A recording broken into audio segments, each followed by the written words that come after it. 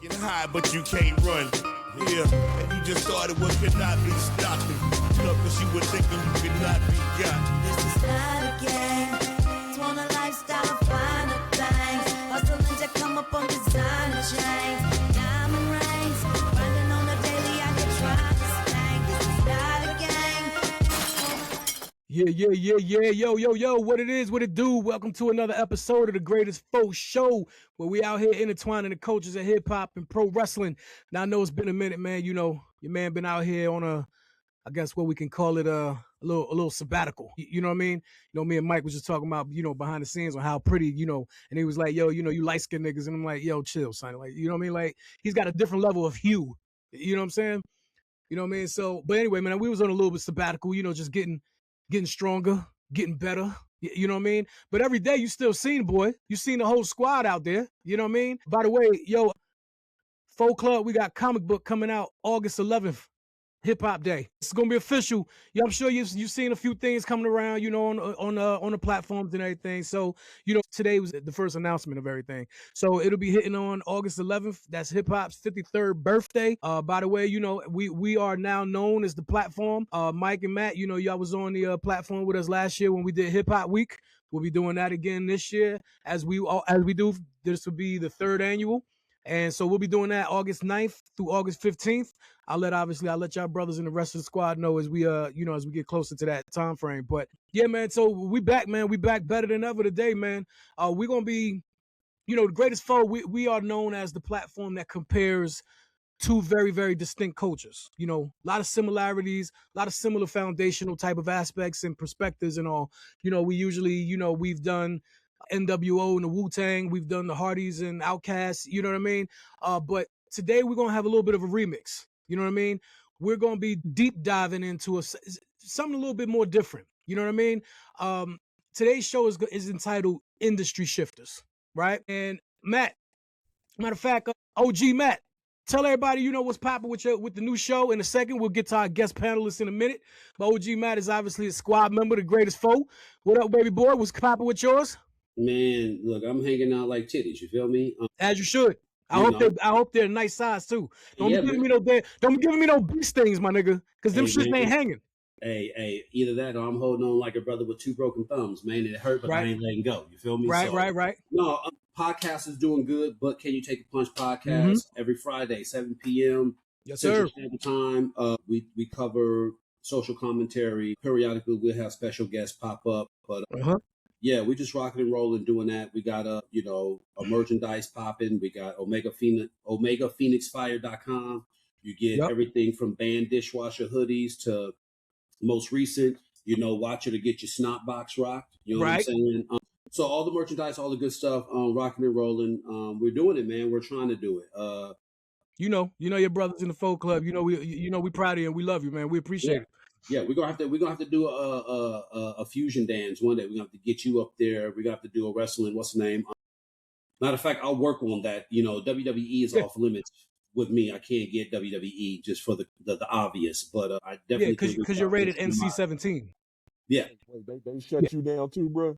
Oh yeah, I don't know. I can't really name drop, but let's just say they know who I am. They love the Macho Man, but outside of the Macho Man, no. Yeah. Well, I got the same feedback. I got the same feedback from some of my folks. They were just like, hey, they who you are, but especially with what CT on now, with having this foot on Trump's ass and FT, they was like, nah, we can't rock with y'all right now. But. Yeah. So, but we know the same people, so we could I can definitely reach out to Shane. I think I talked to Did Shane get what? You talked to Shane? He got with you? Well, just in general, like I rap with him. Yeah. You know what I'm saying? Taylor's another one, man. If you get him on your show, hey, that's a good brother. I've spoken to Shane a few times. We're already working on that. Yeah, we're already working on that in general. We probably take Cedric Alexander. He rocks with me. I know we both watch Sheldon. I gotta stay away from Sheldon because the way he beat my ass on Tekken, I feel some about it. Like, I can't. That motherfucker. I play. Look, I play Tekken. I'm good at Tekken, but when it comes to the tournament level dudes, Nah, it's a different read level. my moves and count the frame rate. That Shelby all day. Nah, I'm I'm trying to work. He on some different shit, man. Yeah, no, that's working on different. something to get these guys, and maybe we can do a cross show. I definitely got to do something with you. You know what I'm saying? Get us all over here, talk hip hop, wrestling. Mm-hmm. Yeah, that'll definitely work, man. But you know, today, you know, we being joined by our friend of the show, guest panelist, one half of the F.O.E podcast, presented by the legendary CT Fletcher, Mr. Michael Wright. What it is, my brother? Man, same old, man. Just kicked off season 4 of the podcast. Yep. Shaking and moving, man. Trying to keep this thing together, bro, without my head exploding. You know what I'm saying? They don't make this shit easy for you, boy. But, man, season 4 got some good stuff coming up, man. Just linked up with the DOC, so we got the DOC coming. Oh, you finally got him? Yeah, man. I hit him on Instagram. Nigga hit me right back. I love it. You know what I'm saying? So we got some big things coming, man, and just taking the show to a different level, man. CT on one, this Epstein shit got him in the chokehold, and he wakes up every morning trying to figure out how he can keep his foot on Donald Trump's ass. So, well, this is like, tell Pops I just found out something that's definitely going to wake his old ass up. No. That's a different conversation, yo. That sounds like a different conversation, Matt. 2 reporters are releasing the book with audios from the Situation Room with Donald Trump. I just heard about that. So you heard about that, right? They don't, and they're scrambling because they don't know exactly what was recorded that they have from the Situation Room. So this could definitely affect the presidency and shake shit up. Okay, now hold up. That sounds like an excellent segue. You know why? Sounds like you just dropped a pipe bomb. Pipe bomb. Yeah, that wasn't a pipe bomb. That was some C4. The pipe bomb. We got some pipe bombs. You that was a little C4? Yeah, not C4. That wasn't no not pipe CB4, bomb. right? Not CB4, right? Not CB4. We ain't dripping. We ain't dripping activator. Exactly. We ain't leaving no remnants of nothing, man. You know, the pipe bomb is lit.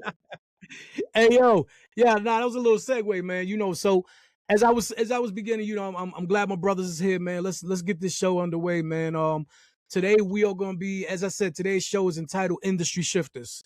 We are going to be talking about 2 distinct moments that happened, one in the hip hop culture and one in the pro wrestling culture. And one in particular happened first. It was June 27, 2011. The guy, also known as Phil Brooks, aka CM Punk, decided to get this is weird. You know how he gets his Indian squad on, you know, at the top of the ramp, right? Yeah. Got his Indian squad on, grabbed the mic, and proceeded to cut one of the most scathing promos in the history of professional wrestling, right? And that happened 2011, right before, you know, the infamous Money in the Bank, you know, the kiss you with the briefcase, which is one of the craziest moments in pro wrestling, right? Yeah. But we're going to be discussing the impact of CM Punk's pipe bomb and Mr. K. Mr. L.A. Kendrick Lamar himself, and the verse that he dropped on Big Sean's Control. Yeah. And here's the crazy part about, before we start getting into, you know, deep shit about this. It got so crazy with Kendrick Lamar's joint that niggas forgot that it wasn't his song. You also forgot that there's a third person on that song. Yeah. You know who it is offhand? No. Exactly. Mike? Say that again? It's a third person. I mean, it's Big Sean's song. Yeah. Right? Big Sean starts it. Kendrick Lamar has the second verse. You know who has the third verse? Exactly. That's the point. That's what I'm saying. And it's not to dismiss who has a third verse, because to be honest with you, I'm not the biggest fan of this guy, but it was dope. He killed it, to be honest with you. It's Jay Electronica. Okay. But that's the point. The thing of the matter is, you forget that it was Big Sean's song. Yeah. You forget that Jay Electronica was even on the joint, because what Kendrick did on this motherfucker was so galactical. You know what I mean? So let me ask y'all right quick, yo. Let me ask you, Mike. How was the impact to what K. did? Because you're actually from LA. You know, obviously I know, you know, Matt is originally from Oakland, by way, you know, not in Texas, but Mike, you LA through and through. What happened to the industry when Control came out and everybody heard K.'s verse and what he was saying, and what started to spiral afterwards? Just from what I was hearing around here is that made a lot of people here feel like the West Coast was truly back. You know what I'm saying? That nigga was like, they felt like he was the one that brought us back to the top. You know what I'm saying? The fact that he was calling all these niggas out and how many of them actually responded says a whole lot as far as how dangerous that verse was. Yeah. So niggas out here had their chest pumped out. You can't tell them motherfuckers that Kendrick ain't the baddest motherfucker walking around out here, period, and doing this rap shit. So again, it had niggas really feeling themselves out here. Yeah. And rightfully so. That nigga, hey. Yeah. You know what I'm saying? And I always took it like him calling the people out, to me, that was just like the thing he needed to do to make sure everybody else was on their game, because he was letting them know, I'm coming for you. So get on your shit. Because if not, it's gonna be a whole problem out here. And the nigga has been a whole problem. Yeah. Like I think it mattered so much because he pretty much, to me, he challenged an entire era that I think was super comfortable. You know what I mean? Like it wasn't a lot. Like we come from the golden era. You know what I mean? The late 80s, the 90s, where my nigga, everyone was not just good, but damn near everybody was great. Yeah. Like it was very, very hard to find somebody that was just you know what I mean? Like when you talk about Rakim, KRS, Ice Cube, Scarface, you know what I mean? It's so many more. You know, Nas, Biggie, Pac. I mean, shit, Jay-Z. It just keeps going on and on and on and on. Like great after great after great. You know what I mean? So like I said, it was very, very hard to find somebody that was just like, you know what I mean? We don't really give a fuck about this guy, right? It's you know, you pass 20 years later. Here's 2014, 15 when Control came out, and I know K-Dot is out. Drake has been out for a little while at that time, Cole and Big Shawn, of course, but it wasn't really a lot of people out during that time. Yeah. I think maybe Griselda kind of started hitting around that area, but not for real yet. You know what I mean? But it was a very different, hip hop was just like, you know what I mean? It was nothing really special. You know what I mean? But like when he did this verse, it was like shit. Like it's the same feeling. Yeah, okay. Remember that stupid ass time on WWE, and I guess it was mainly on Raw, if I can remember correct, with the anonymous Raw general manager. Yeah, that shit from the computer and shit. Yeah. And hell, and it wasn't even because of that. Remember when they had the host GMs? Yeah. Like every week, I mean, fucking Bob Barker and just weird ass niggas on a weekly basis. You know what I mean? Hey, before you go on, let me say this. Yeah. I saw the little documentary on Bob Barker. Fuck that motherfucker, man. hey, real talk. You know, you get a feel of something, but I saw that documentary, man. My grandma all loved Bob Barker growing up. Yep, we all did. Motherfucker. Yeah. So you telling me this whole time the price been wrong? Hell been a motherfucker. Hey. Especially when he found out the white chick was fucking niggas. He didn't like that. Man. He felt he was gonna kill that motherfucker when he found out. What? Hold on, son. I'm gonna have to call Q on that one. Yeah. Sure. Yeah, he did not. That's not like. She said it. She was like, he got extremely upset when he realized I was with a black man or black men. Oh, yeah. You gotta go watch that shit when you get a chance, bro. Where was it at? Like on YouTube or like an actual streaming joint? You can. I mean, it was a part of the documentary, but you can YouTube it. Yeah, that's gonna sound crazy. Lady talks about Bob Barker. His older, she'd be like, he hated that. That's shit. Some bullshit. He found out I was getting cracked by niggas. But just before we go on real quick, but the clip that tripped me out, if you see how he responded to the black people that would come up there and would try to hug him and shit, the way he was pushing them off and didn't want to be touched by him and shit. Just shit I never picked up as a kid, bro. Wow. It was always I gotta look at that shit. Yeah, me too. Yeah, this is bullshit. Them, the black women, you know, just excited. They get up there, get the showcase, and they try to hug him. It's like, whoa.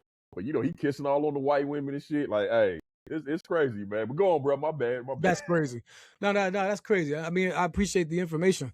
Now, you know, like, it was, as I was telling you, hip-hop was just very, like, it wasn't really much going on at that time. Yeah. And then same kind of things in that same era. It was like 2011 to like 15, 16, you know, where, especially the WWE, because you got to remember, they still really the only big name in town. You know what I mean? AEW hasn't been created yet.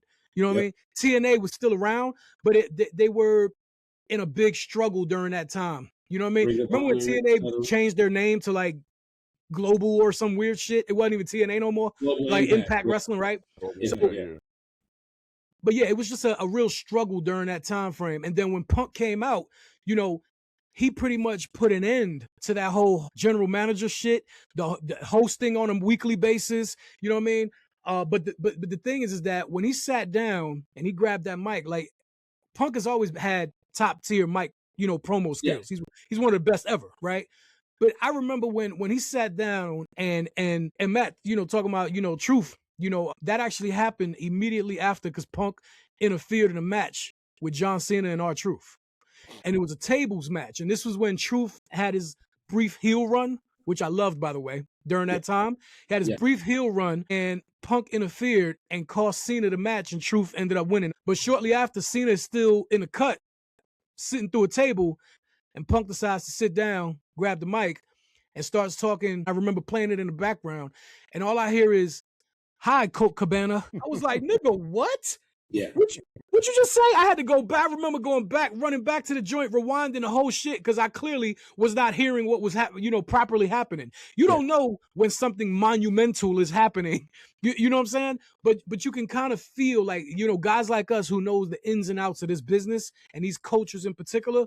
Yeah. I knew, I was like, yo, something super duper special is happening right now. This nigga about to get fired on TV. Yeah, you can't drop certain shit on WWE. You can't. Right. You can't mention anything, and that's one of the things I hate. But I wonder if a lot of that shit came into place after Punk dropped this, because when your man, like I said, when he started talking the shit about, there's so much things going on around here that shouldn't even be a part of professional wrestling. You know what I mean? Like, why is this happening? What you mean we have an anonymous general manager? Why we have special guests? These people ain't got shit to do with professional wrestling, right? And then when he started going into how lackluster, right? And here's crazy, because this was more like a prophetic, if anything. But towards the end of that particular promo, he was like, I'm starting to feel like, shit ain't really going to change until Vince McMahon dies. Like, y'all remember he said that on national TV. And then the crazy part was, and then maybe not. Because more than likely, the people that's going to take his place are his dumbass daughter and his bonehead son-in-law. And I was like, my nigga, it was his doofus son-in-law. Right, his doofus son-in-law. Right, and I'm like, was he wrong? You know what I mean? Now, obviously, Vince is still here, but he's no longer, in business charge or whatever it is. But the fact of the matter is that damn thing was so prophetic. And even when he said, my contract is up in 3 weeks. You know what I mean? And the difference between a lot of you guys, I'm going to win. I'm going to defeat John Cena for the WWE Championship, and I'm going to take the title, and I'm going to go home. Not like Stone Cold did years before when he just went home because he didn't want to do business. I was like, okay. So I'm going to tell you something. Everything is a work. Remember that. Everything is a work. Everything is a work. In that work, there are shoots. In those shoots is legitimacy. Yes, sir. So let them know. You know why that pipe bomb was so prolific, not just because of what he said and how he said it, but you know why that pipe bomb was so prolific? Take a guess. Why do you think that pipe bomb was not only necessary but prolific? Why do you think that? The timing? Okay. What do you think, Mike? I was going to say the timing of it too, but I don't know. I think you're going a little deeper than that. Enlighten me. It was the truth. But it was a truth that needed to be said because of Vince McMahon. Everything that's possibly wrong with the WWE is because of Vince McMahon. And what I mean by that is that Bobby the Brain Heenan, one of the best to ever do this shit. Sure. Bobby the Brain Heenan and Jim Cornette is like the one above all and the one below all. Those two motherfuckers are wrestling gods. Vince McMahon made a critical decision. He decided to monopolize wrestling instead of keeping it where it is, right? So the moment he decided to monetize wrestling, that means the magician had to show people the trick. So once you start showing people the trick and you no longer protect the business and you open the business up and you let people see, everything changes. But man, because now everybody wants a piece of it. Everyone, wow. If you would have protected the business, there wouldn't have been a pipe bomb. because it would have been so closed that other external factors couldn't have manipulated this shit. With the age of the internet and where we see the internet now, had he not opened the door, do you think, I mean, eventually with the internet and everything, the way it's going, it would eventually opened up anyway? Sort of, kind of, but protecting the business. So here's the thing. You know why Undertaker is so great? I'll tell you this to his face. Because he refused to not protect the business. Protected the business. In my humblest opinion, Undertaker had the easiest job ever. Especially when he first came in. Mark doesn't have good mic skills. He's not good on the microphone. Is he an awesome worker? Fuck yeah. But not selling, not talking on the mic, and letting fucking Paul Bearer do all the talking is the easiest job. The easiest job. So he protected business. He kept K-Fabe alive. And that's wrestling. That's why Undertaker is the locker room general. That's why he's the dopest. Because he kept K-Fabe. He protected, to this day, he doesn't want to talk about intricate parts of the business because that was the illusion.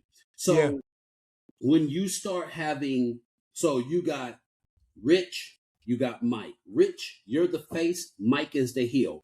Why the fuck are y'all on social media together? Back in the days, the heel and the face were never seen together. True. You have to protect the business. So social media allowed people to have more freedoms. If they would have taken time, in my opinion, if the promoter said, okay, look, this social media shit means more eyes on the product. More eyes on the product means the talent needs to fucking tighten up the gimmick. What is your gimmick? You can, Stone Cold Steve Austin's gimmick, if you had internet back then, all Stone Cold had to do was just be Stone Cold. Undertaker, if Undertaker was to talk instead of being the dead man, it would have been even better because he's the dead man. When you interact with the fans, you're always in character. You're always in character. As long as it doesn't get physical to where you have to beat a nigga ass. But then again, if you got to, that's even better. Because everything is watching. You're running up on motherfuckers. It's Stone Cold Steve Austin out drinking a beer, whatever the case may be. But when you destroy those lines and you blur it, people who once weren't wrestling fans are now like, oh, maybe I can eat off this. Maybe I can be a part of it. And what everything CM Punk said is because they opened up the doors and they removed the veil off of wrestling. So now everything that's happening, he had a point. Everything Punk said is because Vince literally created that opportunity for him to even do the pipe bomb. It just happened. Okay, this is the thing. So we know now going forward, there's no more putting that genie back in the bottle. Like, no, it is what it is. No. And if you look at the numbers, wrestling is super hot right now. Yeah. Like, again, if you're just looking at ticket sales numbers and all of that shit. Yeah. So going forward, where do you see the evolution of this going, though? Like, is it just going to be to the point where, we already seeing it.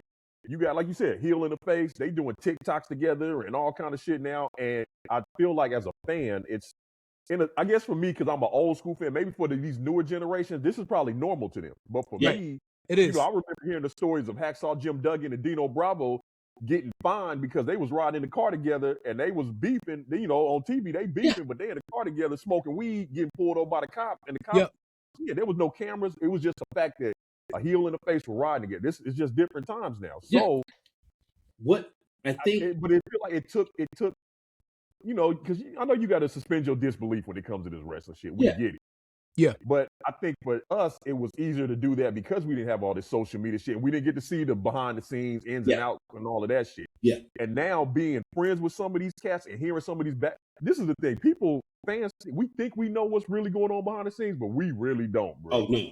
Hell some no. Of the shit that motherfuckers have told me from behind the scenes, and you think, and you in all these wrestling groups and everybody's debating on this and that. But when you get the real story, you're like, bro, we ain't got no clue about the real shit going on at all. Hey yo, how do y'all feel about that the Netflix joint Unreal? I never watched it, to be honest with you, bro. Yo, I saw let me say my 2 cents real quick. Mike, I didn't watch it probably for like 6 months on purpose.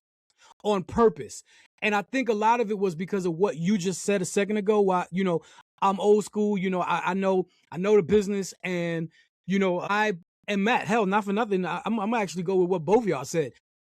Matt, you loved Undertaker so much because he protected the business, right? Undertaker himself does not like the show. Paul Heyman has never watched it. Seth Rollins refuses to watch it. I've literally seen them say this separately because it's their job and that's what they have to do, right? And to be honest with you, the majority of the people that I've come across, right? Some I know personally and some I don't, right? But the majority of people that I've seen across, Unreal is being shot and they don't even know. Everywhere, anything they're doing backstage, anywhere, there are millions of cameras everywhere, and that's just what their life is. Yeah. So, like, when an episode comes on, I remember seeing something that Chelsea Green was saying, and she was like, I had no idea that was for Unreal until I seen the episode. No fucking clue. Yeah. And I think I don't know if it's a fine line between this is a bit invasive or, well, my nigga, you probably signed a contract that said, hey, as soon as you step through this door, cameras are on and it's a wrap because you signed the contract. So remember when I told you everything? Remember when I told you everything's a work? They pretty much own your ass. Yeah. Remember when I said everything's a work? That is that Unreal shit is to throw the curveball. What's real? What isn't real? That's why it's called Unreal. So what that is doing is taking the attention and throwing it over here because now they're reworking something. So that whole R-Truth situation? Yeah. Okay. He told the truth. Somebody else didn't tell the truth. Mm-hmm. I ain't even gonna drop no names. He told the truth. Somebody else didn't tell the truth. Mm. So what this creates is the uncertainties of knowing what's going on. Confusion. Right? Sure. So what can save wrestling? Doubling back to older heads knowing about wrestling is now if wrestling doesn't capitalize on blurred lines and staged events, wrestling is going to be gone in 10 years. Because once you know the business, once you know everything, it's only so much that you value before it's not entertaining. Like, we know it's scripted. We know the producers produced the match. You have 3 to 5 minutes. Who's going to have time on the mic?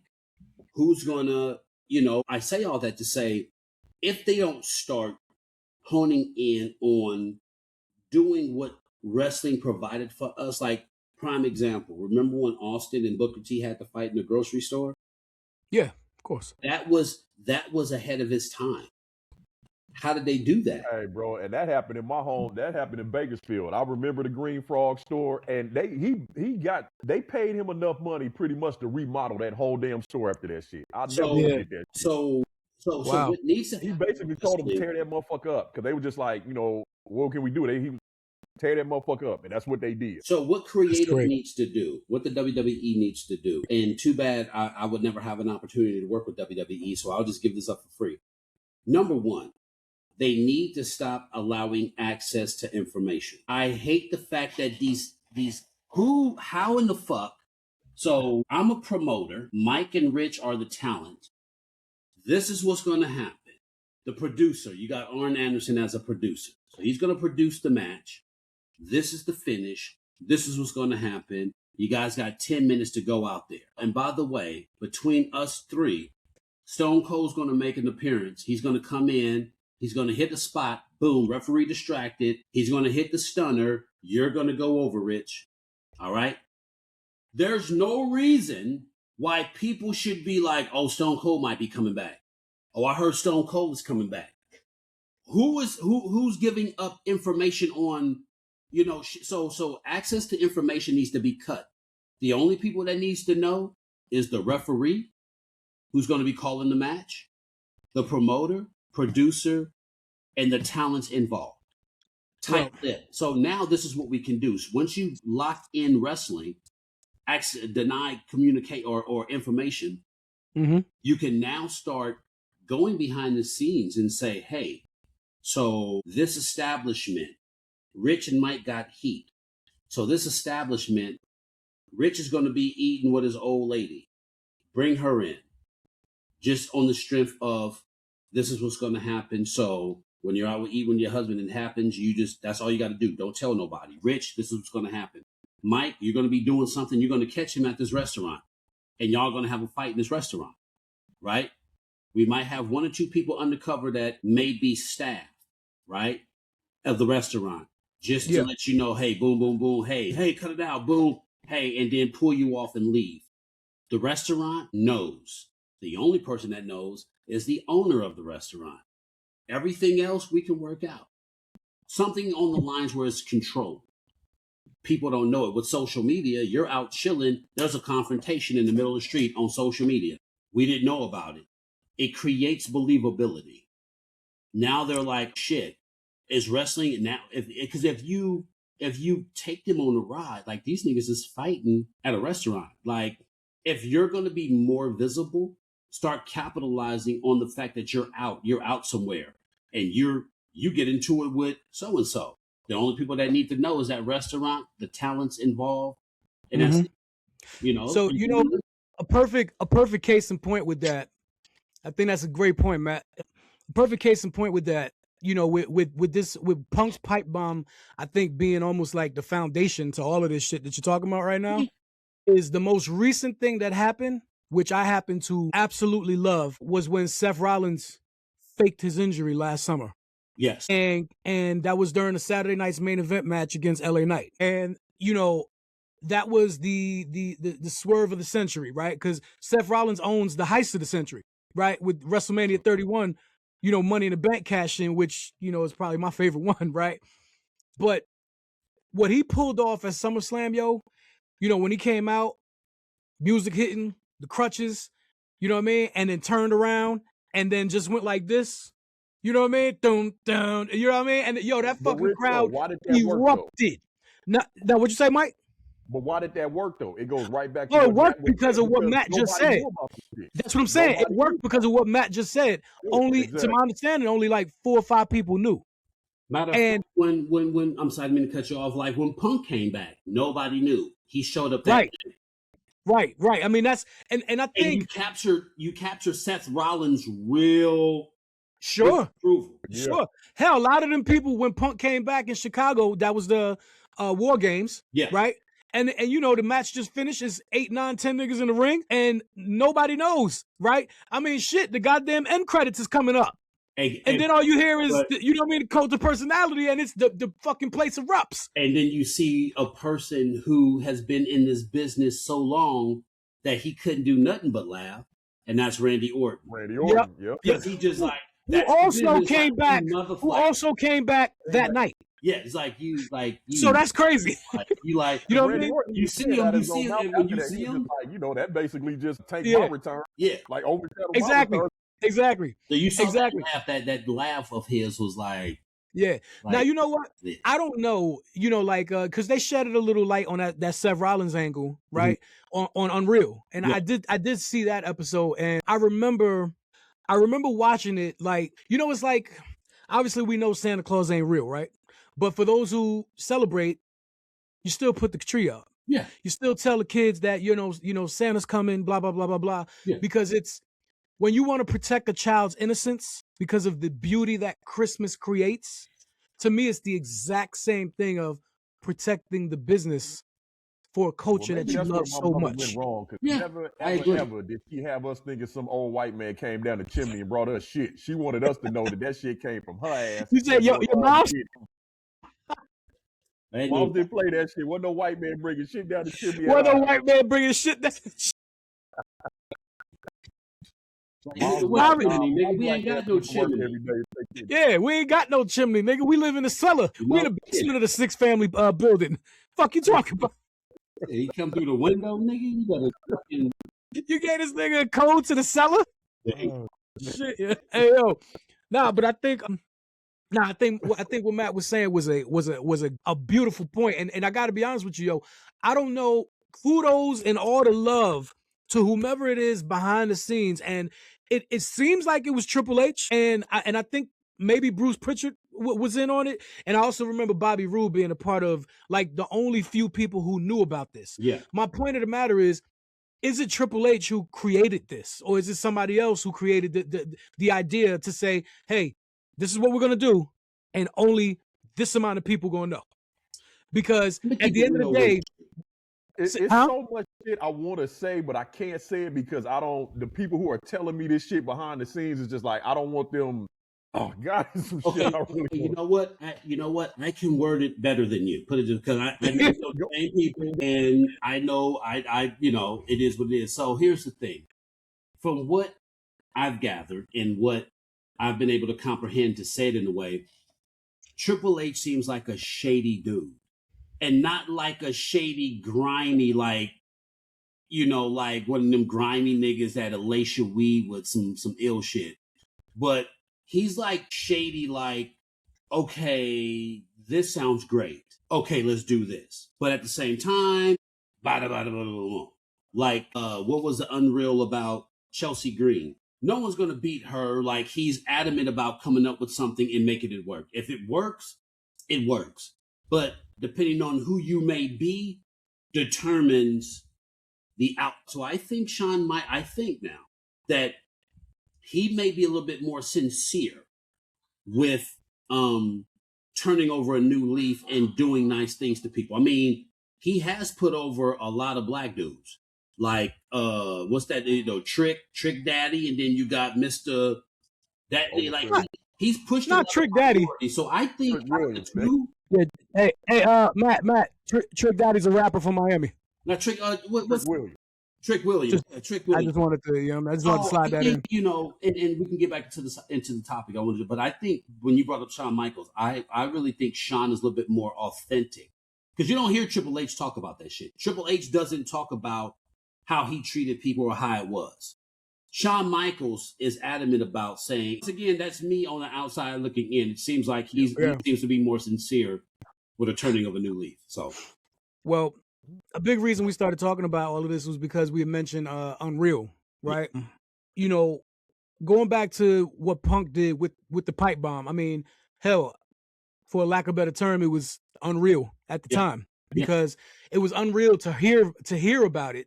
But to be honest with you, it was probably the realest shit you ever heard in your life. You know what I mean? So I think it put a really, really high highlight throughout the entire professional wrestling industry to say, hey, yo, y'all niggas need to change some shit up, because this is going down the toilet real fast. You know what I mean? And then, of course, a little while later, TNA starts to strengthen itself. New Japan Pro Wrestling starts to strengthen itself. We got Stardom going on throughout the world, you know what I mean? And then, then the indie scene starts rocking, because, that's a different conversation as well. But obviously the indie scene, with Cody at hand and Kenny and the Young Bucks, obviously were the foundation to AEW years later. Mm-hmm. So I say all of that, to change the industry, to put them on their ass, to kind of, I guess, like you say, like the fire under their ass, is the exact same thing that Kendrick did on Control, right? To name Drake, I mean, and obviously that's a whole nother thing later on, right? But to name Drake, Cole, Shawn, I mean, shit, he actually said Shawn and Jay Electronica like they wasn't on the song with him. Yeah. Which is crazy. You know what I mean? Well, that's what caused a little tension between Shawn and Kendrick. I mean, like, well, I love it. Good. You came on again. A lot of people assumed that was Kendrick's song. Like, to this day, people still are shocked. Like, no, nigga, he was featured on somebody else's song. Right. I mean, it was like I said a second ago, like he put the fire under everybody's ass as a rapper in hip hop. And it didn't matter if you was from LA, Detroit, Atlanta, New York, who gives a fuck? Because the guys that he named were literally from everywhere. Yeah. It wasn't just some LA niggas, you know what I mean? It was everywhere throughout the entire country. But that's typical shit though, like that Control verse, Kendrick, when I heard it, I mean, it's been a while since I heard it, but when I heard it, I just smacked. I was like, these LA niggas be set tripping. Like, and it was in my mind though, like he was set tripping.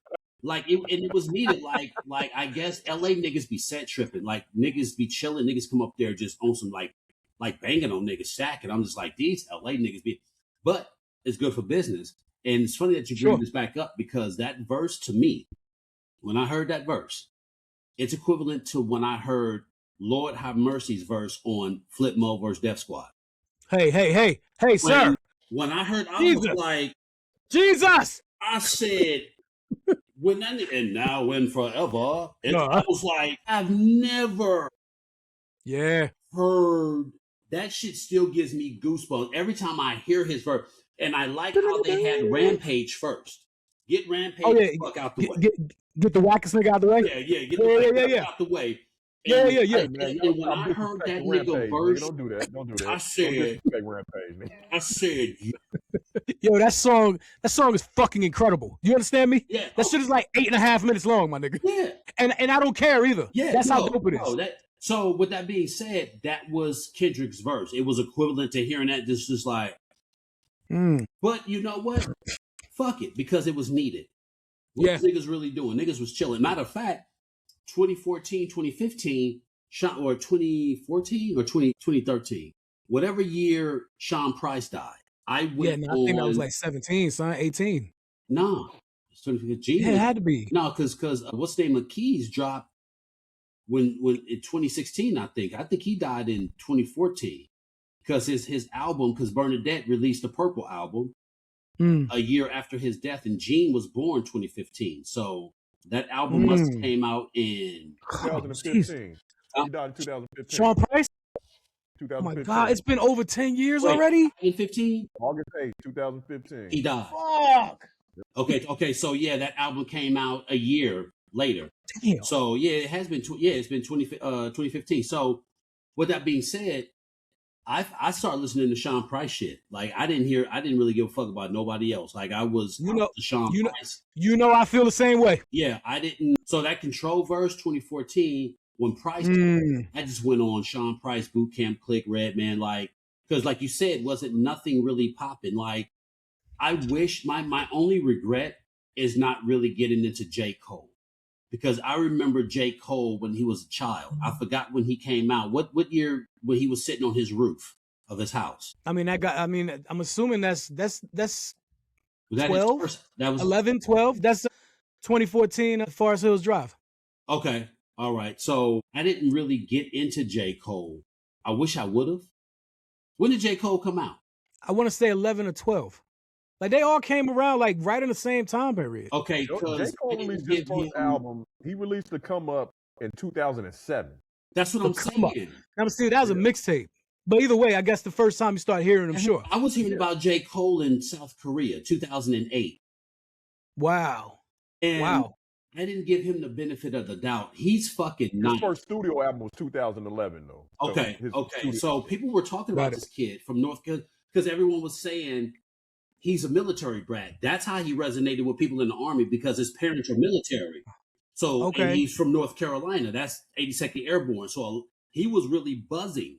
So people who were coming to Korea who was representing North Kakalaka, they was like, this nigga J. Cole. And I heard a couple of his verses, but I just fell off and I regret not really, because he's dope. J. Cole is nice. Oh, yeah. Especially coming from like North Kakalaka, you know what I'm saying? Compared to, Troy. What's the nigga name? Troy, Pastor Troy. Yeah, you know what I'm saying? That's Troy's out of Georgia, though, ain't he? No, he's from North Carolina. Yeah. So long story short, what I'm saying is that time era, I was on Shawn Price, man. I wouldn't listen to Kendrick. I wouldn't listen to nobody. You know, I was in Kansas bumping Shawn Price, Redman, and working on my first album. So I really unplugged from a lot of people, a lot of hip hop. You know what I mean? But I remember that verse. That verse is crazy. Yeah. I mean, it's funny, like you go back to what we were initially talking about, the similarities between the Pipe Bomb and the Control verse. And if you go back and listen to it right before Kendrick called out all them rappers on Control, he said, "I got love for all of you niggas." Yeah. Mm-hmm. Punk said the same thing when he started going off on John Cena. What did he say? He was like, "I don't hate you, John." Yep. If anything, like I like you. Yeah. That's a great point, man. That whole thing was to prove like they could put all the money in the world behind you, but I'm still the motherfucking best. Yep. That's basically what Kendrick was telling them. Yeah, that's exactly what he did. Yeah. That's exactly what he did. Dope, but y'all niggas ain't as dope as me. Yeah. Fam. And I'm gonna call y'all out, and I'm gonna prove that I'm the dopest motherfucker out there. And what's funny about that is that's some East Coast shit. That's New York shit. New York niggas hate every other rapper because there's so many of these niggas. You know, who's the dopest from Brownsville? Who's the dopest from Brooklyn? Who's the dopest from Newark? Well, Newark is small. It's Redman, and maybe Tretch. But Joe Buttons is like at the bottom. No one's bumping Joe like that. It's either going to be Redman or Tretch. That's just what it is. Who's the dopest in Brooklyn? You might want to chill out for you be a topic on the Joe Budden podcast. It's the truth. Unfortunately, and Joe's nice. Joe's nice, no doubt. But unfortunately, who put Brick City on? You know, Naughty by Nature, Redman. You know what I mean? Redman, so sure. That's East Coast shit. You don't necessarily hear West Coast niggas, you know, like, nigga, I'm the dopest in this shit. Because LA niggas don't, or West Coast niggas don't. West Coast niggas is either banging, ex-banging, affiliated, selling dope, or macking bitches. And all of or we kept it regional. It was like, okay, who's the best rapper on the West Coast? We wouldn't branch outside of the West Coast. But also, how West Coast, all you niggas, East Coast, South, all you niggas. Like, I'm coming after all. But how West Coast niggas are though, most of the shit we in, nigga, we ain't trying to say who the best nigga, because that draws attention to what we doing outside this music shit. You feel me? Like, niggas is really like, West Coast niggas really be out here like, nigga, I'm right. That's why there's not a lot of dope Bay Area and LA niggas opposed to East Coast niggas, because West Coast niggas outside of music, nigga, we still selling dope, we still running bitches, we still out here doing illegal shit. So nigga, I ain't the best of nothing, nigga, I'm just whatever, nigga. Like, so when Kendrick did it, it not only put the West on the map, but it also highlighted hip hop culture. Like, this West Coast, he ain't on no West Coast shit. This nigga talk his pen game. What? Yeah. The only other nigga I can say that put forth the effort to be like, nigga, I'm dope, nigga, is Game. The Game. Yeah, it's the Game. But let me ask you this, because I was getting ready to go to the Game. Why do you think the Game didn't blow up? I mean, I said he wasn't big, but Kendrick, like, nah, it ain't because of G-Unit, Matt. It's because he's not likable. No, it's G-Unit, because here's the thing. Nah, son. Hear me out. No. This West Coast. No, this West Coast politics, fam. West Coast politics. Nigga, West Coast politics. West Coast, you on the West Coast, nigga, rolling with East Coast niggas. You're not getting no love, bro. It's a wrap. That's politics. Nigga, you a That's blood, bullshit. nigga. Huh? That's bullshit. No. Nah. It's politics, fam. It's politics. You're not fucking with 50. You're not fucking them East Coast niggas. You sign with East Coast niggas, nigga, okay, bet. You're not getting any love. And it's unfortunate because the game is raw, but also his voice is irritating. You can't. Nah, hold up. That's irrelevant. Whether that's truth or not, it doesn't go the same for Snoop and Ice Cube. I mean, Ice Cube did an entire album with the Bomb Squad. He went to New York and did an entire album. Cube caught a lot of flack, but here's the thing. Went over and did that shit with the Bomb Squad. Cube wasn't no street nigga like that though. He was just a writer. Game was out actually doing that shit. Cube is different. Cube is different because Cube wasn't a street nigga. Easy was the street nigga. But hold on, Matt. Let's go back though. Again, and I get what you're saying. We know now Cube was not a street nigga, but back then, 88, 89, how many people actually outside of that bubble knew Cube wasn't an actual street nigga though? But nobody knew that. Consumer, hold on. The consumer's perspective doesn't matter. The street niggas of people in it know. So it was like he went there to go get producers, okay? Because he wasn't on set. He wasn't on game. And the people in that bubble knew. Now, if Eazy-E would have went to the East Coast, they'd have been like, nigga, because you know the politics.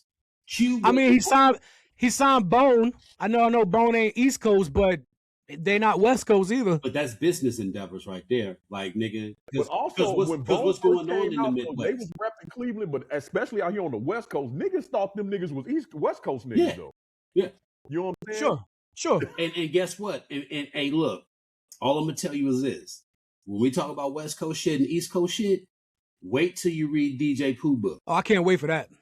I can't wait for that. No, you better wait. Because I can't wait for that. When you find out the contributions to East Coast music from a West Coast, that's what I'm saying. I can't wait to that. I can't wait to read that. I want to read it now. It's like East Coast. They're gonna be like, what? Oh, I know it, nigga. Yeah, I already know it. I already know it. It's gonna DJ It's gonna be a problem, and that's why I like it. So DJ Pooh, I told DJ Pooh, hip hop, thank you for this, because I told DJ Pooh when we was talking, I was like, nigga, you like the Undertaker. He was like, what you mean? His voice hella deep. What you mean? I was like, because nigga, what? The stories, nigga? He was like, he said, I'm like DJ Quick, nigga. We just care about the body of work. Like the stories, we don't do that. I'm like, nigga, I think I told y'all the shit that blew my mind. Like how many people would flip shit if they knew this shit? He's like, man, that's history. So I was like, you're the Undertaker because the Undertaker doesn't talk the business. He just produces. You know what I mean? And when you watch, speaking of the Undertaker, when you watch his podcast, there are so many times I see clips of that nigga's podcast where it's just certain stories that come up. You could tell he is like on the inside. He don't want to say it. He don't want to talk about it. And like even he'll just sit, he's just like, Undertaker really, to me, he's an Aries, number one, and he just has a difficult time opening up. He is so fucking conditioned to protect the business, like. So who's the original Paul Heyman guy, right? Yeah, Undertaker. Yeah, Undertaker's the OG. And he told Paul, was like, you're the OG. He's like, I don't know about, he's like, we're old. And he was like, ha ha. He just has a difficult time opening up and dropping his guard. Hey, yo, let me ask y'all something real quick, yo. Who would y'all say, let me see, how can I word this? Who would you say challenged their peers more? Was it Kendrick and the rap industry, or was it Punk and pro wrestling when these two things happened? I mean, because you're looking at, this is 10, 12 years ago, you know what I mean? Already. Like, hell, even 15 years ago. So we got a nice time frame that happened to see, man, hip-hop is this now. Pro wrestling is this now. You know what I mean? You can't take away either one of the contributions they made and the way they shifted the culture. You know what I'm saying? I think Kendrick's, because you look at everybody, everybody from Big Crit, so many people responded to that Control verse. Yeah. And I don't know, bro. That's a hard question to see who had the biggest impact. That's a tough one, bro. But because I see it on both sides, so I don't know. I'm trying to weigh one against the other, but I don't know, man. I feel like Kendrick really made niggas step their game up lyrically, in my opinion. Yeah. I could be wrong. Don't get me wrong. It's still a bunch of bullshit out there. But I really think Kendrick coming at them niggas the way he did really made cats step their game up. Without a doubt. Want to pay more attention to the lyric. Because I think around that time, 2014, niggas was putting out bullshit. Yeah. Like, niggas putting out bullshit. And I really think he challenged them niggas and made them step their game up. But I also think Punk, I think it was a slower transition, clearly, from the pipe bomb to some of the shit we see now. I think it was a slower transition, but I definitely feel like Punk made a big impact. But this is my thing, though. We give Punk credit for that, but when you really go back and dig into that and know that Vince McMahon knew everything that was going to come out of Punk's mouth that night, is that a way of Vince McMahon saying that he acknowledged the fact that the shit needed to happen and the change needed to happen? Because, again, Punk don't go out there and say that shit without Vince McMahon's approval. Calling your son-in-law the fucking doofus. The business will be better after his ass is dead. Like, come on, bro. Oh, that is a work, though. That's a work. All that shit is a work. Like, you find out. But I'm saying it's the truth, though. No, and see, that's why he was able to do it, because I think I've heard a couple of times where Vince McMahon says, go out there and say, like, you do know I'm going to. Yeah, Punk's own admission. Yeah. Vince McMahon knew everything that was going to come out of his mouth that night. Go for it. Hey, go for it. Say it. Say what you I don't know. Because guess what Vince McMahon's going to do? For Vince McMahon, do you think, knowing everything that Punk was going to say, was it just like, okay, that's good? Or deep down, was that Vince McMahon acknowledging the fact that the shit he was saying was the fucking truth? Well, and it needed to be because Vince. I think the latter, yo. No, I think both. Because Vince is going to capitalize off that.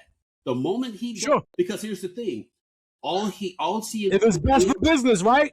So perfect, because when Punk said that, it opens up everything. And when everything opens up, Vince could be like, 1, 2. We could play on all these things that Punk said.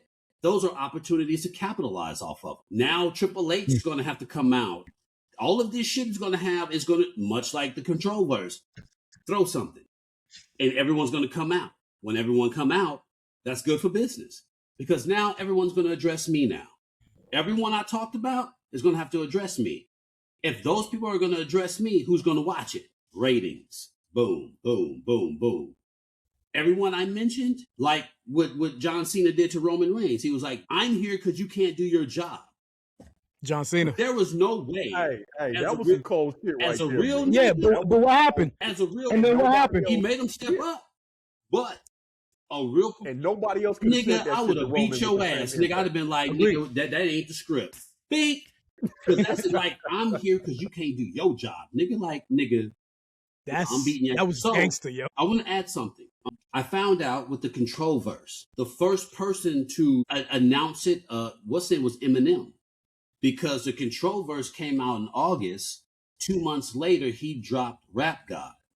And that was a response to the control verse because at the very end, he said, be a king, think not. Why be a king when you can be a god? So that was an official response. So the reason why I say that is because in K-Dot are like this. Damn. Yeah, I know. So that accelerated things more because nigga M responded. It's a wrap. Mm-hmm. Thank you, homie. Because I put that out. Shit, now Eminem respond. Great. Because if M respond, you're going to have to come behind him. And that's when he did that JJ Fast shit. So it's like, fuck. Like, it's one thing to say, let me address Kendrick.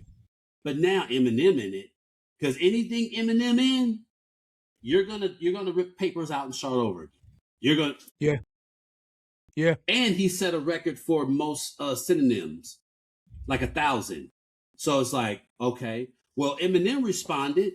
Now let's see what you got. And if you're coming after M, not after him, but if you're coming in after that nigga, nigga, you might as well be like, nigga, fuck your bitch, nigga. Like this shit could go on for hours. Because now, like the whole thing with Eminem, like I think if you just really in the lyrics and you taking he a white boy out of this shit, like everybody will admit Eminem is fucking cold. But I also feel like I wonder where he would be sitting at in the world of hip hop if he was black. Would we look at him totally different? He would be. Street niggas will tell you all day that they don't fuck with Eminem. He would be if he was a lyrical individual dude and he was black. He would be a K-Dot. He would be another Daylight. He would be another King Los. He would be another lyrical dude.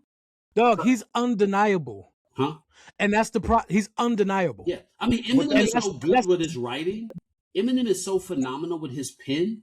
He could write movies. I wouldn't be surprised, honestly. Yeah. That he hasn't already have scripts in a vault somewhere, or he's written for other people to a degree where you wouldn't even know. Because his pen game. So he's not a guest in hip hop. He is. Nah. You know we talked about that when we did the Stone Cold episode with Eminem. And I just reiterate that because like when you look at lyrics, level of hip hop respects that nigga though because they feel like he ain't black, so we ain't really rocking with that nigga like that. That's because that's ignorance, rock him. That's super ignorance. Straight up. And Big Daddy Kane said that nigga's in the house. Now this is what made it solidified for me. Big Daddy Kane is one of the illest niggas ever. Mm-hmm. Ever. Mm-hmm. One of the illest niggas was made aware that he said something that he don't remember saying. Eminem said that to him. Like, you said boom, boom, boom, boom, boom. He was like, nigga, wait, what? And he said, I had to go back and listen to it and realized I said that, and I said it in that, I wrote it in a certain way.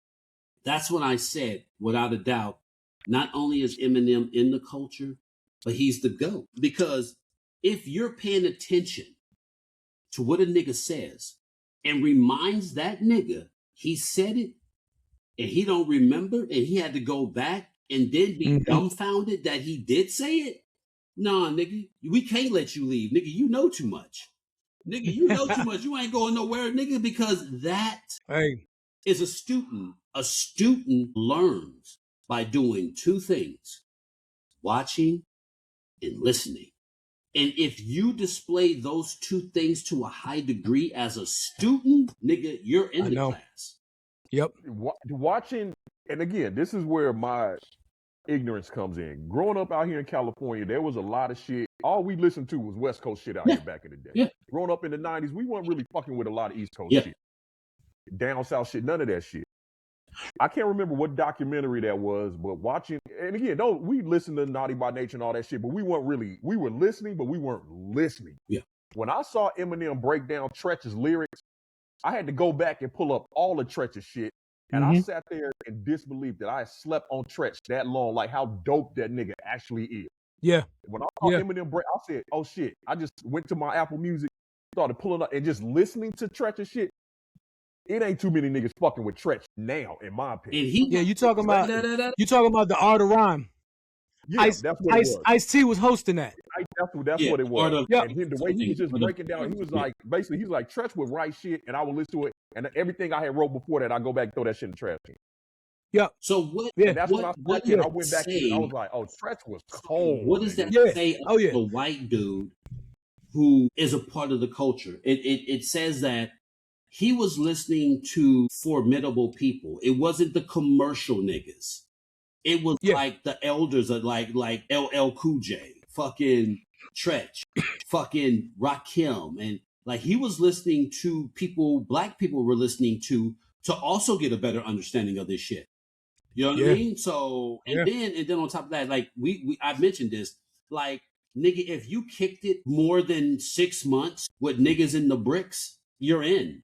Nigga, that's SEER training. Nigga, you're in. Fuck with nigga, you're from the bricks, nigga. That's it. I can attest to that. You know what I'm saying? If you're I've done that many a time. If a nigga white be like, nigga, I stayed in the bricks, nigga. Nothing else needs to follow but roll this weed up, nigga. Or like, let's go make some money. That's right. Nigga, if you kick it like nigga, I was in Oakland, nigga. I was in I stayed in 6'5", I stayed in the not even 6'5", 6'9" Ville. A white dude be like, nigga, fuck what you talking about, nigga. I was in the Ville, nigga, kicking it. Because most people say 6'5" to 6'9" Ville because it's the same Ville, but it's 4 blocks. But when you I'm from the Ville, nigga. Okay. It's like if a white dude was like, nigga, I'm from Vallejo, nigga. Like, nigga, you for that, nigga, I'm from the Crest, nigga. Nigga, from the HILL, nigga. Yep. So, Eminem that nigga like, nigga, I was in the bricks, nigga, not Newark, nigga. I was in the bricks, nigga. Yep. That's when you know it's official. Trust me, I know, because that's where I was born. Leave this nigga alone. He's from the bricks. Yep. Just leave him alone, my nigga. Just leave him alone. You know, so hey, yo, we actually running out of time with today's show, man, because your boy got another show in about 20 minutes. So just I want to just kind of conclude this. Kendrick's Control verse, I guess, to be honest with you, is really rap's pipe bomb. Yeah, it put niggas on notice. Safe to say, right? You know what I mean? It was a public challenge. Yeah. You know what I mean? It was a public challenge that broke the peace between everybody that was so fucking comfortable. Yeah. Like we said earlier, Mike. You know what I mean? And it just it forced the whole industry to react. And it's what happened. You know what I mean? So like I think it's safe to say that both of these moments said the same thing in different languages, which is the very fabric of what the greatest F.O.E. show is. And again, like to put a button on it, here we are, 10, 11 years later. Yep. Still talking about the pipe bomb and Kendrick's Control verse. So it just shows you the impact that both of them had on on each industry. Yeah. Like, again, 11 years later, we're still talking about this shit. And I think for punk, especially when it came to promos, it really it stopped that cookie cutter promo shit, in my opinion. 100%. Like really stepped their game up when it came to promos. 100%. And that's the thing, like you can have the look and all of that shit, but if your ass can't cut a promo, that's the one thing me and Shelton talk about all the time. He was like, the one thing they can't deny Shelton didn't have the look, the athleticism, all of the shit. Yeah. And about Shelton's own admission. He was like, I wasn't good at promos. Yeah. But he also tell you, I wasn't good at promos, but they also didn't put me in a position to get better at promos, like a Roman Reigns. You look at where Roman Reigns started to where he is now. They gave that motherfucker chance after chance after chance after chance after chance to get that shit right. Sure. They didn't afford that same opportunity to a lot of people. And my thing with Shelton, like I look at, and I tell Shelton all the time, They could have made that motherfucker a quiet assassin. Shelton is a motherfucking unit. Animal. Man. Like, beast. They could have made that motherfucker a silent assassin, and he could have went on a run. Yep. But then they would be focusing, how could white writers write for a nigga? Hey. Hey. Hey, bro. Hey, yo, hold up. Because I got to East Coast the shit out of what you just said real quick, because we about to get up out of here. I got to East Coast the shit out of that. The Jizza, the genius, Wu-Tang, the very end of his verse on Protect Your Neck, right? Who's your A&R? A mountain climber who plays an electric guitar, but he don't know the meaning of dope when he's looking for a suit and tie rap that's cleaner than a bar soap. But my nigga, I'm the dirtiest thing in sight. Matter of fact, bring out the girls and let's have a mud fight. You know what I mean? It's like that's come on. And it further shows that they don't care about black talent, because the black talent is the representation for the consumer, the black consumer. But the talent itself doesn't have the representation to have someone tell their story from a perspective of a black person. Yo, we're going to button that right there, because Matt, that is a great, that is a great topic to talk about. And I know you got to leave, but I'm just saying, so yo, that is the getting to the nucleus of the problem with wrestling with black people. The black talent is our representation, but the talent has no representation because it has no black writers to write on their behalf. A white person doesn't know black stories. And even if you wanted to really water this shit down, you could actually have a black writer with a white writer formulating stories that can intertwine from different perspectives. Because if black representation is there and white representation is there, then two like-minded people can write together stories that can intertwine and really cover real life situations by telling it in the fucking ring. Yo, isn't that the premise of Remember the Titans? Yeah. But somebody don't want that to happen. Like, that's a storyline. Yo. Going back to Roddy Piper, being half black, half white, hitting the kid in the head with a coconut. We got to get out of here. Mike, you got something to say? 10 seconds. Let's go. I've learned talking to people in the business is the one thing, especially WWE, what they are scared of is their black talent universally getting over. They are scared of that shit. And you just look at how they present them. That the last thing they are afraid of all of these, their majority white audience. Again, you look at an Obafemi. I got a strange feeling they are gonna cut the legs off that motherfucker sooner than later. You look how over he is. That motherfucker come out stomping his shit, the whole crowd. Bro. It's undeniable, Mike. Don't forget when it was like, what's your influence? He's like, I looked at people like Joe Rogan. He named a whole bunch of MAGA motherfuckers. Like, so I'm like, but then again, he's African. So what's being presented to him as an African, I don't know. But even if they wanted to, they're afraid for their black people to get over. Bitch, we made this shit for you. Let's not act like Dusty Rhodes didn't rip off the brothers' whole fucking style. You know, but that's money. That's money. Like, let black people get the fuck over. Let them be over in your. Hey, yo, this sounds like Matt. This sounds like this is. Remember in the beginning of when we first started this episode, you said, "Man, we need to figure out a fusion episode." Yeah. This is it right here. Yeah. So it sounds like the Fuck Y'all podcast and the Greatest F.O.E. You know, we need to get the squad together and come on.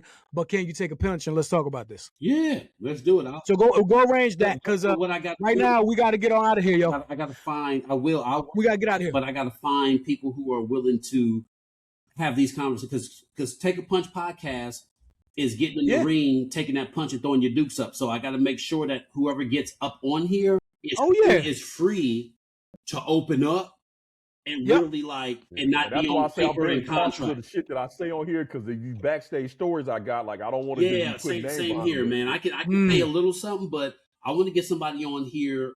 I probably can get, but you know who I'm gonna say. If we get this nigga on here, we're gonna have to time. But if we can get Stevie Ray on this motherfucker, I know exactly what you're talking about. If we can get Stevie Ray and get some other talents who can really open up. Yeah, I'll let you guys know. We can definitely have a let's do it. 3-way. Let's do it. Let's do it. Hey yo, Kendrick Lamar and CM Punk, both of these moments said the same thing in different languages. Like I said earlier, man, I think it's safe to say they both said, "I'm not here to play nice. Fuck your feelings." You know what I mean? Yeah. I'm here to expose the game or slash the industry, however you want to call it, and make everybody prove that they belong. Yeah. Let me tell you this. If y'all, you know, my audience, our audience, however you want to decide, because y'all niggas know who I am. But let me tell y'all niggas, this guy right here, Michael Wright of the F.O.E podcast, he's already proved that he belongs. OG Matt from, you know, cast member of the F.O.E Club today and his own show with Can You Take a Punch? He's already proved that he belongs. Nigga, don't try to pull any of our whole cards, my nigga. It's not going to work. I'm just telling you. It ain't going to work. You know what I mean? So, yo, we getting the fuck out of here. I hope you enjoyed today's show. It was a little bit different, but there's going to be a lot more of these conversations. You know what I mean? So, yo, fellas, I love y'all, man. I appreciate y'all. Greatest F.O.E. Look us up, greatestf.com, Greatest F.O.E. on all social media platforms, and get your motherfucking merch, my nigga. Wear the moment. Stop talking about it. Yes, bitch ass niggas. But what happened to the love of the art of professional wrestling? All I could think of was, man, let me get my hands on this and I will show them a way. I will show them the way. Okay, we need to find some place that will accept these ideas, that will accept this vision, that will look into the future, that will bring hip-hop into wrestling.